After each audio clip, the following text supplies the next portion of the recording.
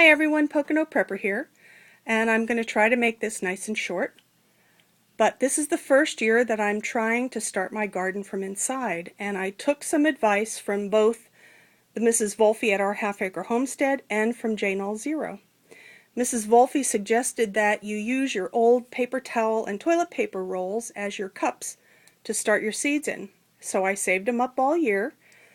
Cut them on the bottom, folded them. There's no tape, no glue. I just wet them and then put them down, and they stayed after that.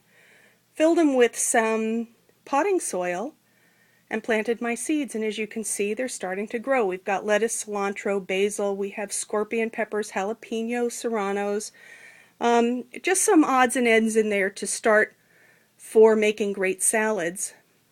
These are not planted yet, but these are going to be my tomato plants. I put them in the tray because I water the tray, not the seeds. I do have a mist bottle in there that I spray them with to mist them once in a while, but by watering the tray, it doesn't drown them. It lets the soil stay moist, and so I know they're not getting too wet. I've got a thermometer in there so that I can watch the temperature because our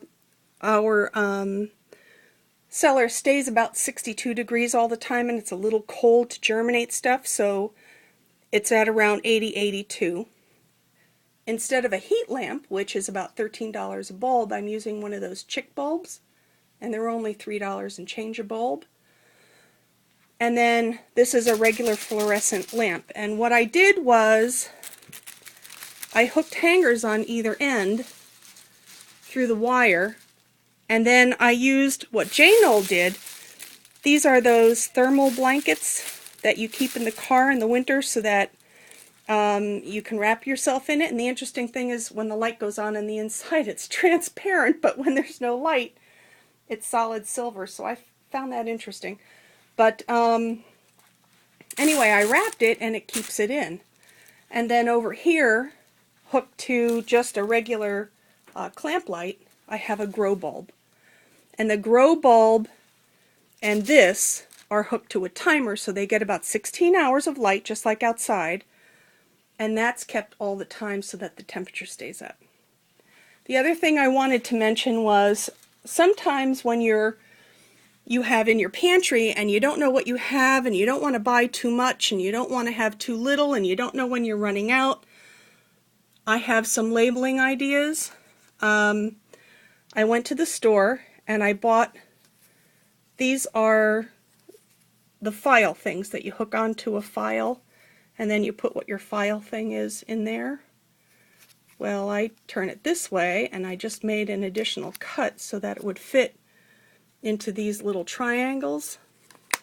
And then what I did was I put what it was and how many I want to have in stock. This way, I can come downstairs and I can go through and do 1, 2, 3, 4, 5, 6. Okay, got enough. 1, 2, 3. I need 2. 1, 2, 3. I need 3. And I can easily rotate it and keep track.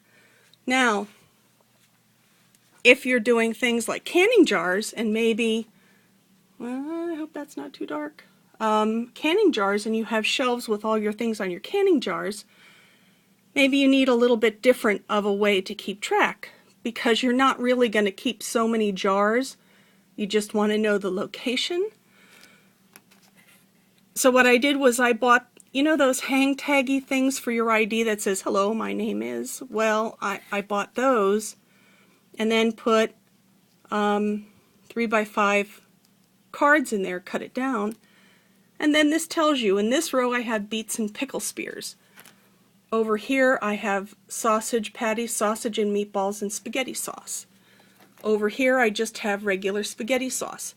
And this way you can come down real quick and you can know what you're looking for, and you don't have to go individual jars because if you're like me, you don't have just plain rows of certain things. You have areas where you're grouping stuff. So I thought this would give you an idea of a way to keep track and a way to make your shopping a little easier and to know exactly what you have on hand. So I hope this helps someone, and as always, have a good day.